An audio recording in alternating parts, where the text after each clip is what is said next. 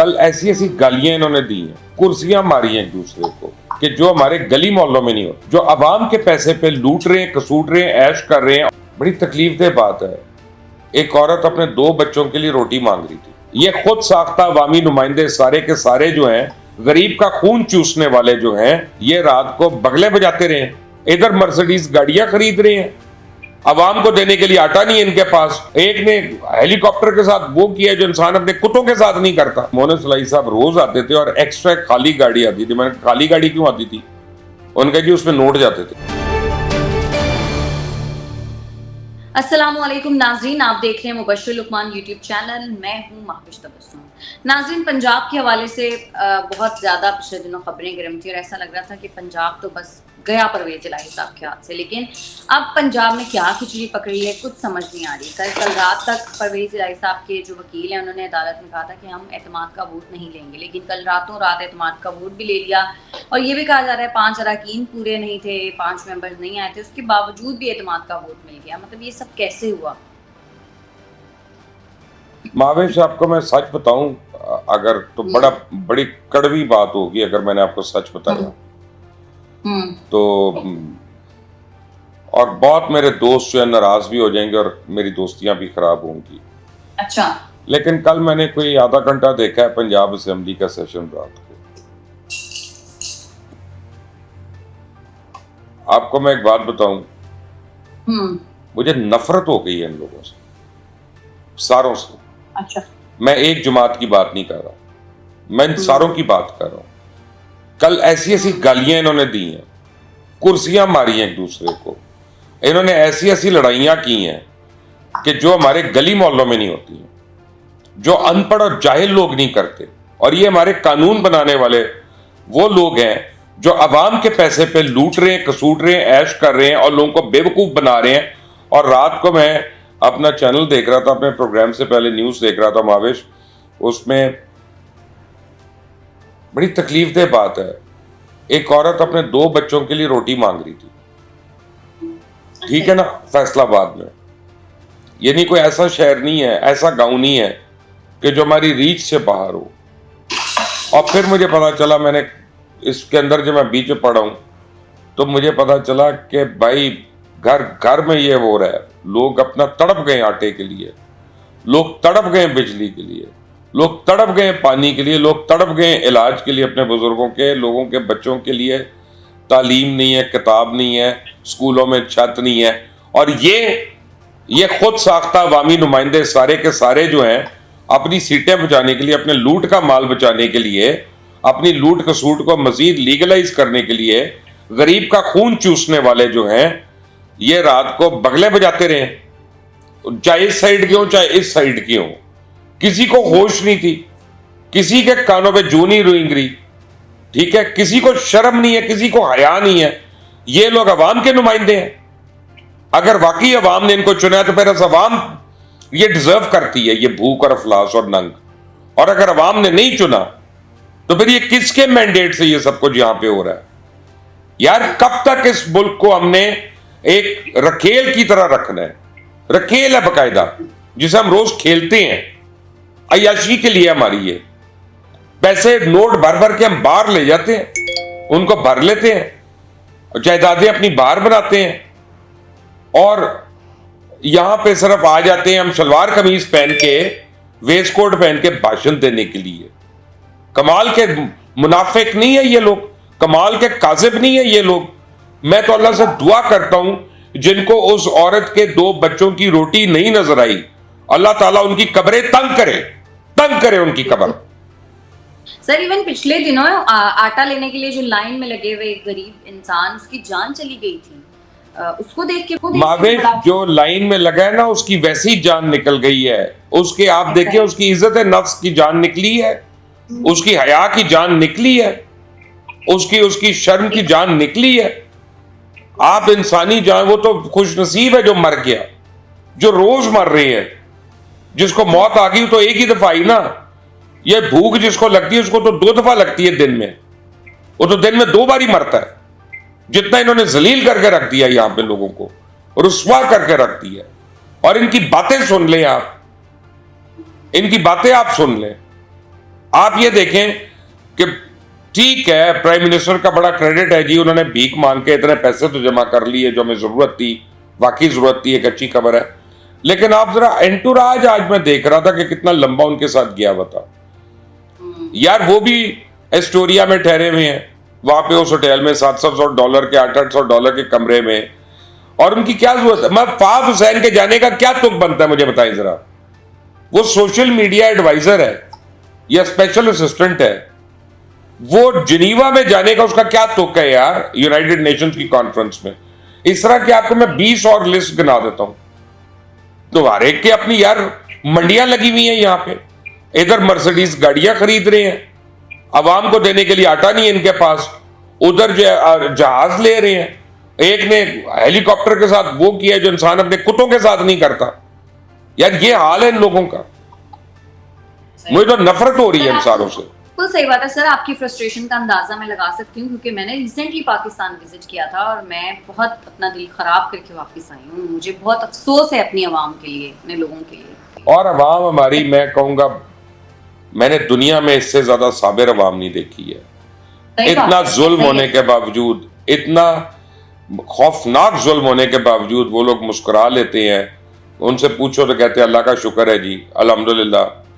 ये इनमें से लूटने वाले, खसूटने वाले उनके सामने आ जाते हैं तो खड़े होकर सलाम करते हैं, इनको बैठने के लिए कुर्सी दे देते हैं। बस मैं क्या कह सकता हूँ लोगों के लिए। सर लेकिन जो भी कल हुआ उसके बाद राना सनाउल्लाह साहब और मलिक अहमद खान साहब ने काफी धुआंधार प्रेस कॉन्फ्रेंस की, बड़े गुस्से में थे। वो कह रहे थे हम कल अदालत जाएंगे, हमारे पास पूरे सबूत हैं कि इनके पास नंबर्स पूरे नहीं थे। अदालत भी गए, लेकिन उसके बाद उनके गवर्नर ने डी नोटिफाई वाला वो वापस ले लिया। तो सर अगर यही सब कुछ करना था तो फिर इतनी बड़ी बड़ी बातें क्यों की? आपको याद है कल राना साहब कह रहे थे कि मैं तो इस्लामाबाद से वापस जाऊंगा तो पंजाब वापस लेकर ही जाऊंगा। तो फिर अब ये सब बात यह है कि गवर्नर ने वापस ले ली तो फिर अदालत के मुंह से जाना, और अब ये कहना कि जी कार्रवाई को हम अदालत का हिस्सा बना देते हैं। किसका टाइम वेस्ट कर रहे हो? 35 लाख 40 लाख पता नहीं कितने लाख केसेस पेंडिंग है सारी अदालतों में।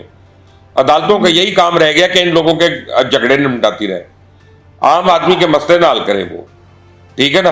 वो इन्हीं के लिए हर वक्त रात को 12 बजे भी खोलते रहे, जो हफ्ते वाले दिन भी लगाते रहे, इतवार के दिन भी इनको रिस्पाइट मिलती रहे।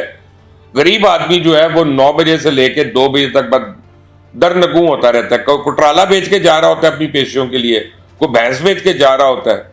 ये हमारे मुल्क का निज़ाम हो गया हुआ है।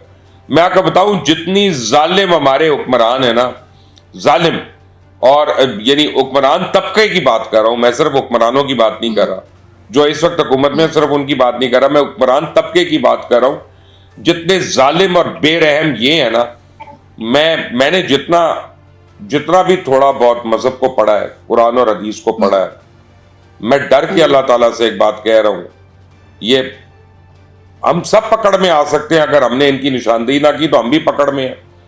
कोई और जिसने अपनी ड्यूटी ना की इनको पकड़ने में, वो भी अल्लाह की पकड़ में है। ये तो आएंगे ही आएंगे इंशाल्लाह। मैं तो बार बार दुआ कर रहा हूं अल्लाह इनकी कब्रों को तंग करे, जो आवाम का माल खाते हैं, जो बेवाओं को लूटते हैं, जो यतीमों को लूटते हैं, अल्लाह ताला उनको एक निशाना इबरत बना के रखते हैं। सर कब्रें क्या तंग करें, मैं चाहती हूँ उनको दुनिया में ही ये सब चीजें बस अब मैं इससे ज्यादा मैं क्या कहूँ, जो मैंने कहना था वो मैंने कह दिया महाराज। सर लेकिन पंजाब में इतना कुछ हो गया, पीडीएम को शिकस्त हो गई, लेकिन अभी तक ना तो मरियम नवाज साहिबा का कोई पैगाम आया, ना हमजा शहबाज का, ना नवाज शरीफ साहब का। कहीं इन्होंने पाकिस्तानी सियासत छोड़ने का फैसला तो नहीं कर लिया? देखिए उन्होंने तो पता नहीं किया, लेकिन पाकिस्तान मुस्लिम लीग नवाज ने फैसला कर लिया कि नवाज शरीफ की सियासत को दफन कर देना हमने। नवाज शरीफ जैसा मर्जी हमें पसंद हो या ना पसंद हो, उससे कता नजर उसके, नवाज शरीफ की एक 35 साल की 30 साल की लेगेसी है, पॉलिटिकल लेगेसी है, और बड़ी सक्सेसफुल लेगेसी है। और बहरहाल नवाज शरीफ ने जितनी देर भी रूल किया, उन्हें को अच्छे काम भी किए, काफ़ी अच्छे काम भी किए, तो ये तो उनका क्रेडिट है। ये लोग अपना सिर्फ उनके नाम पे हुकूमतें करते हैं, टिकट लेते हैं, वजारतें लेते हैं, ऐश करते हैं, प्रोटोकॉल्स लेते हैं, लेकिन मेरा नहीं ख्याल कि ये उनको सही रिप्रेजेंट कर रहे हैं। और मेरा ख्याल है कि मियाँ साहब हों या मरियम बीबी हों, उन्होंने तो गुस्से में शायद को बयान नहीं दिया और उनको या पूरी तरह फीड नहीं किया सही तरह। जहां तक हमजा का ताल्लुक है, हमजा तो खुद इसका हिस्सा है, हमजा तो इस गंद का हिस्सा है। पहले तो वो गायब रहे हैं कई हफ्ते बगैर बताए, 2 दिन पहले भाई साहब आए हैं, उन 2 दिन में मुझे तो नजर नहीं आए इस पूरी गहमा गहमी में कहीं, मुझे तो नहीं पता चला उनका क्या एफर्ट है। वो वजीर आला बनने के लिए तैयार थे, अपनी अचकन उन्होंने ड्राई क्लीन करा ली होगी, लेकिन और तो उनका मुझे कोई एक्टिविटी नजर नहीं आई। मुझे तो ये भी नहीं नजर आ रहा कि फ्लोर ऑफ द हाउस पे as leader of the opposition उन्होंने इस अवाम की कस्मा कुर्सी पे कोई बात की है, कोई एक लफ्ज बोला है उन्होंने रोटी के लिए, सैलाब वालों के लिए, बेरोजगारों के लिए, ठीक है ना, हाजतमंदों के लिए, बीमारों के लिए, कोई एक लफ्ज मैंने लीडर ऑफ द ऑपोजिशन के मुंह से पिछले इतने अरसे में नहीं सुना जब से वो बनी है। वो तो बाहर फिर रहे हैं, तनख्वाहें ले रहे हैं, मुराद ले रहे हैं, प्रोटोकॉल्स ले रहे हैं, लेकिन मजाल है कि जिस अवाम के सर पे वो आते हैं दंदनाते हुए और बादशाह बन जाते हैं, शहनशाह बन जाते हैं, उसके लिए उनको दिल में कोई दर्द तो दूर की बात है, ख्याल तक नहीं आ रहा। मुझे तो ये लग रहा है सर, लेकिन अब परवेज इलाही साहब ने ज़ाहिर एतमाद का वोट ले लिया, कानूनी तौर पर वो क्या लाया, पंजाब असेंबली तोड़ने में कोई रुकावट भी नहीं है, तो तोड़ेंगे फिर पंजाब असेंबली? मुझे तो नहीं लगता वो तोड़ेंगे। देखे, मैं इधर उधर की बातें नहीं कर रहा, मुझे आज मेरे पास एक साहब आए हुए थे, माविश के दफ्तर में मैं बैठा हुआ हूँ, और वो मुझे बता, हमसाए हैं वो मलिक रियाज के नवासे के, तो मलिक रियाज के नवासे के पास वो कहते हैं जी मोनस इलाही साहब रोज आते थे और एक्स्ट्रा खाली गाड़ी आती थी। मैंने खाली गाड़ी क्यों आती थी?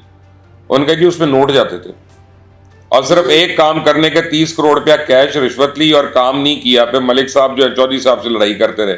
अब ये उस हमसाई ने मुझे बताया, मुझे नहीं पता उसमें कितनी सदाकत है, लेकिन जब इस लेवल के लोग इतनी बातें कर रहे होते हैं तो कुछ ना कुछ तो होता है ना। वो कहते हैं जुबाने खल को नकारे खुदा समझे।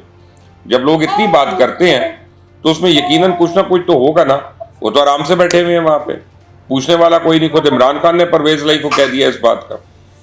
तो परवेज इलाही ने एतमाद का वोट ले लिया, अल्लाह से भी एतमाद का वोट लेना होगा ना।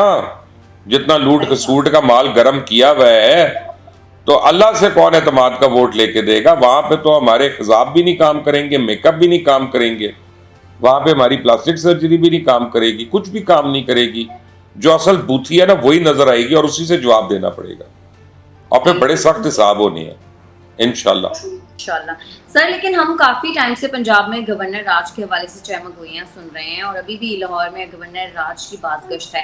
आपको लगता है कि हुकूमत ऐसा कुछ करेगी या फिर? मैं कहता हूँ लानत भेजें इन सारों पे। मुझे एक बात बताएं, वो जो कल औरत बेचारी 2 बच्चों के लिए रोटी मांग रही थी, गवर्नर आए या चीफ मिनिस्टर आए, उसके बच्चों को रोटी दे रहा है कोई? इनमें से कोई दे रहा है? कभी भी नहीं सर। तो फिर हमें हमारी बला से यार बाढ़ में जाए, खसमानू खान। गवर्नर राज लगाएं ना लगाएं, हमारा टाइम ना बर्बाद करें। अगर हमारे लोगों का भला कर सकते हैं तो कर लें, नहीं कर सकते तो बस ठीक है, अल्लाह के हवाले। हमने हाथ से मारना तो नहीं किसी को, हम कानून तो अपने हाथ में नहीं ले रहे, ना लेंगे, लेकिन यह है कि हम बदुआएं तो दे सकते हैं ना, और अल्लाह ताला सुनेगा इंशाल्लाह। जब 20 करोड़ 22 करोड़ लोग ये 200-500 लोगों को बदुआएं देगा ना झोली उठा के, तो इनके लिए दुनिया भी तंग हो जाएगी और आखिरत भी। सही बात है सर। और देखिए, मुल्क में आटे का बुहरान इतना शदीद हो गया है, बलूचिस्तान में तो लोग सड़कों पर लेट गए हैं खुदकुशी करने के लिए, आटे के लिए लंबी लंबी कतारें लगी हुई हैं। इसके लिए किसी ने कुछ किया है, कुछ सोचा? कुछ नहीं किया सर, कोई ये आटे का बुहरान वैसे खत्म भी होगा? आपको मैं अभी बताता हूँ, आटे का बुहरान छोड़ दें, अभी तो सलाब का बुहरान नहीं खत्म हुआ जो इतने महीने पहले का आया। बता, आपको पता है अभी तक तो उन बेचारों अपनी जमीनों पे नहीं जा सके, अभी तक तो वो काश ही शुरू कर सकते। अभी आटे का बुहरान है तो अगले साल क्या होगा? कितने लाख लोगों के मरने की दुआ करनी है आपने इन हुकूमतों वालों। और ये गंदम शॉर्ट कैसे हुई माविश? स्मगलिंग करके। तो स्मगलिंग आपने और मैंने तो नहीं रोकनी, हुकूमतों का काम है ना रोकना। और किस तरह गंदम कम हुई? क्योंकि उस्मान बुजदार जैसे फरजंद ने, सपूते आला ने, घटिया आदमी ने, मैं घटिया कहूंगा उसको, उसने 6000 गैर कानूनी हाउसिंग सोसाइटियां जो बनने दी पंजाब में, और सारी जरिए जमीन पे बन गई। और भाई लाहौर में कुछ जगह नजर आती है काश वाली? पहले तो हम साइकिल पे जाते थे, खेत इधर शुरू हो जाते थे जब हम स्कूल में थे, इस साइड पे जाओ तो इधर खेत शुरू हो जाते थे। अब तो घर का लॉन है तो है, खेत तो दूर की बात है। पंजाब से आप गुजरांवाला तक जाती हैं, बीच में कुछ जगह खाली नजर आती है? कामों की तक तो एक हो गया। आप उधर से उकाड़ा की तरफ जाए को रास्ते में खाली जगह मिलती है आपको, टुकड़ों में मिलेगी। हर जगह हाउसिंग सोसाइटी, हर जगह हाउसिंग सोसाइटी। यार पाकिस्तान में हाउसिंग सोसाइटी जो है वो पैदा ही हम उसको बनाने के लिए होते हैं या उसमें प्लॉट लेने के लिए होते हैं। यानी हवस की भी एक हद होती है ना। मैं तो इसको भी हवस कह रहा हूं, मैं उसको भी हवस कहता हूं जो लोग हर साल उम्रे पे जाते हैं या हज पे जाते हैं। मैं उनको भी मना करता हूं कि भाई लिमिटेड लोग जा सकते हैं, दूसरे लोगों का भी हक रखो। अपनी जगह और लोगों को भेज दो हज पे। तुमने 1 कर लिया, 2 कर लिए, 3 कर लिए, अच्छी बात है, साहिब इस्तात हो, मत शो मारो। अल्लाह ताला तुम्हारे पहले एक हज कबूल कर ले इंशाल्लाह, तो बाकी नेमत है उसकी औरों को करवाओ, औरों को उम्रा करवाओ। लेकिन नहीं, कहानियां मारी, मैं जा रहा हूं जी, मैं तो रमजान तो रहते ही मैं वहां पे हूं। रहना तुमने 5 स्टार होटल में है, वहीं पे आके फिर तुमने वही मंडी के अंदर जो काम करना है वो करना है। हमें पता ही है, अल्लाह रहम करे। कैसे पता नहीं, यानी हम एक एक चीज जिसपे पूरी पूरी कौम पे अजाब आया हुआ है ना, कई बारी लगता है हमारे अंदर तो कलेक्टिव सारी चीजें मौजूद है। बिल्कुल सर, सच बात कह रहे हैं आप, बिल्कुल सच बात कह रहे हैं। क्योंकि सर बड़ा डिफरेंस फील होता है। मैं यहाँ पे गोरों के मुल्क में रहती हूँ, मैं बार बार कहती हूँ ये हमसे बहुत बेहतर है। हम इनके मुकाबले में ना 1% भी शायद अच्छे नहीं है। सर MQM एक बार फिर से मुत्तहिद हो गई है। आज एक साथ उन्होंने प्रेस कॉन्फ्रेंस भी की है। क्या लगता है आपको, इनका ये इत्तेहाद जो है वो कायम रह पाएगा? पता नहीं। देखे आप, ये भी एक ड्रामा कि वो कामरान टिसोरी जिसकी वजह से MQM में दरारें पड़ी, लड़ाइयां हुई, वही कामरान टिसोरी की वजह से सारे जमा भी हो रहे हैं। ये कितना कमाल की बात है, ठीक है ना, कितना उसमें इत्तेफाक है। हो जाए इकट्ठा, हो जाए। लेकिन अगर फिर MQM ने वही रोना है लोकल बॉडी जीत के, जैसे वसीम साहब कहते थे कि जी मैं मेयर हूं लेकिन मेरे पास पावर कोई नहीं, तो फिर ऐसा मेयर ना बनना। मुल्क के लिए वैसे आने वाले दिनों में कोई अच्छी खबर है आपके ख्याल में, या गरीब ने ऐसे ही रुलना है, ऐसे ही आटे के लिए ख्वार होना? एक अच्छी खबर बता रहा हूँ, लेकिन वो शॉर्ट लिव्ड है कि UAE जो है वो भी आपको $2 बिलियन दे रहा है, फिर $1 बिलियन का आपको तेल भी कर्जे पे दे रहा है। ये वो फायदा क्या? 3 महीने के बाद जब ये खत्म हो जाएगा फिर हम मांगेंगे जाके। हमने काम नहीं करना, हमने अपने मुल्क में प्रोडक्शन नहीं बढ़ानी, अपने मुल्क में पैदावार नहीं बढ़ानी, हमने अपने मुल्क में अनाज नहीं उगाना। एग्रीकल्चर कंट्री होने के बावजूद हमने वो भी इंपोर्ट करना है। हम $24 बिलियन का तेल सिर्फ इंपोर्ट कर लेंगे एक साल में। हम $4 से $5 बिलियन का स्टील इंपोर्ट कर लेंगे, लेकिन स्टील मिल को नहीं चलने देंगे अपनी, जो मर्जी हो जाए। वहां पे 100 अरब का नुकसान करके छोड़ेंगे हर साल। कमाल नहीं है? तो फिर हम 6 महीने के बाद क्या करेंगे? कितनी देर चलेगा ये मुल्क? ऐसे नहीं चलेगा। सही बात है, ऐसे वाकई नहीं चलेगा।